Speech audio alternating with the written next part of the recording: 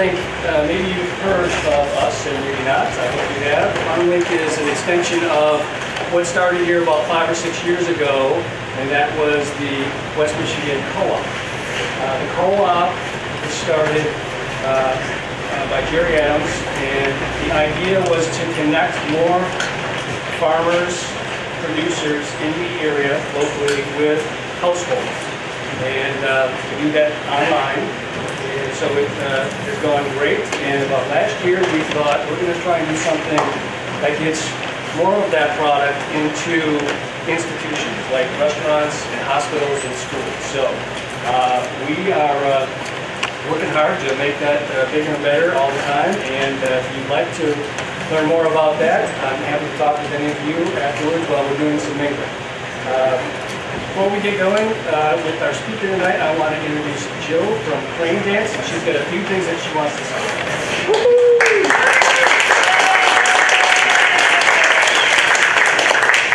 We're really excited that there are so many people in this room tonight, a lot of familiar faces to our farm.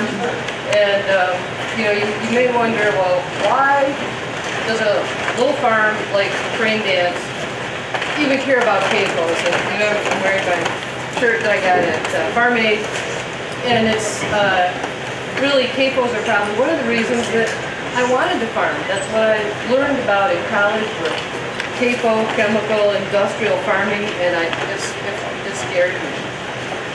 So, but now, after we've kind of come full circle, and being around CAFOs, even though they're not really close to us, they're close enough that we're competing for resources with CAFOs. Now, CAFOs get all kinds of government money. We get none. And just today, we were moving some hay off a field to the next gentleman who's purchasing that land. And he's a small beef farmer, has about as many beef as we do. And he's like, you know, we need to stick together because the small farmers like you and me, he's like, we're competing with these CAFOs. These dairy farmers are sucking up all the land, all the hay, all the corn, and we need to stick together and share resources so that we can survive. And it's really important that we have a different kind of farming to survive, and doing things to monitor the CAFOs and do what we'd all like to see and eliminate them would help all of us for the future of the planet and the kids. And so thank you for caring, and thank you for being here.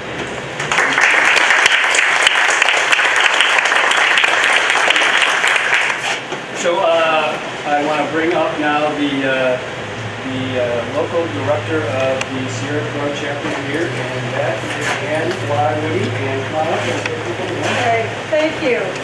Thank you so much to Scott and to Crane Dance and to Creswick Farms for helping us bring this event. And if you haven't bought some eggs, be sure to buy some eggs before you go home. I also want to acknowledge Cecilia Garcia, who's hiding over here.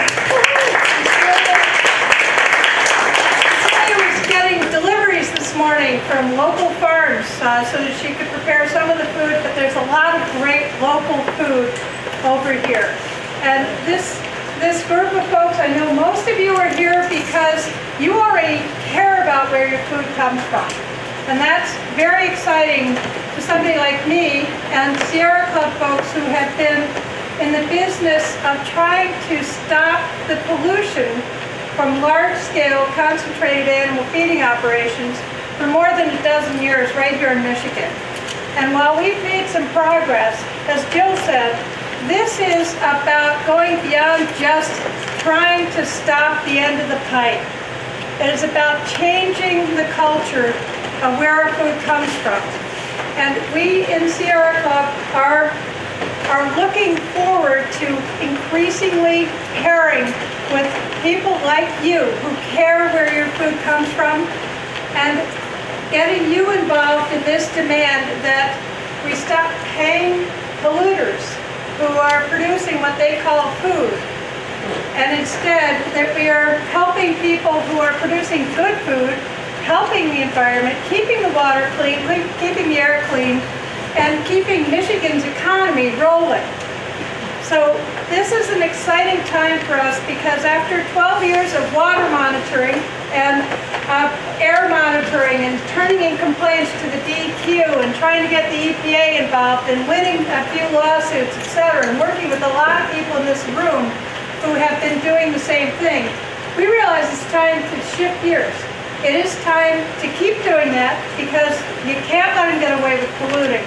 But we have to go out there and make sure that folks understand that it makes no sense for Michigan, it makes no sense for families, it makes no sense for anyone to allow CAFOs to suck the land dry and leave nothing behind and kill off sustainable agriculture.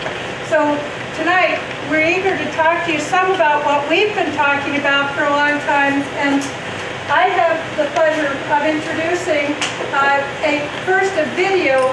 short video clip from an upcoming documentary that features Lynn Henning, who is, I am proud to say, is a staff member at the Sierra Club. And you're also going to see Dean Henning, who's standing right here. Dean has been an absolute partner with Lynn in her work and their work to try to clean up their home, their neighborhood, their community, and to farm.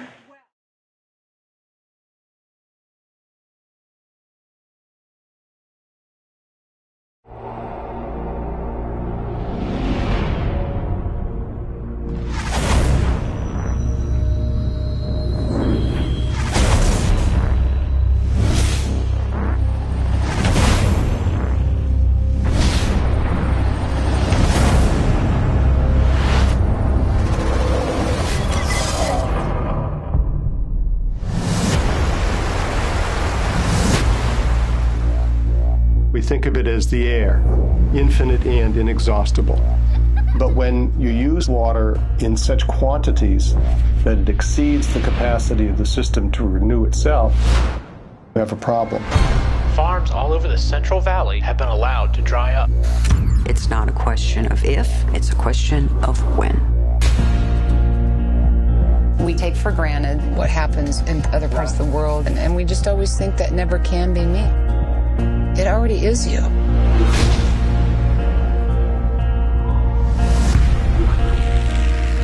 Our kids are getting steady infusions of industrial chemicals before we even give them solid food. I have one simple message, and that is that EPA is back on the job. It's not one lake. It's not just one well that's contaminated. It's 30, it's 300, it's 3,000. Over the last decade or so, Singapore has worked very hard to develop new, innovative sources of water. If we were smart, we would dramatically rethink agriculture and urban water use. It was Albert Einstein who said those who have the privilege to know have the duty to act. There's a common agenda for all of us, for every walk of life, and that's water.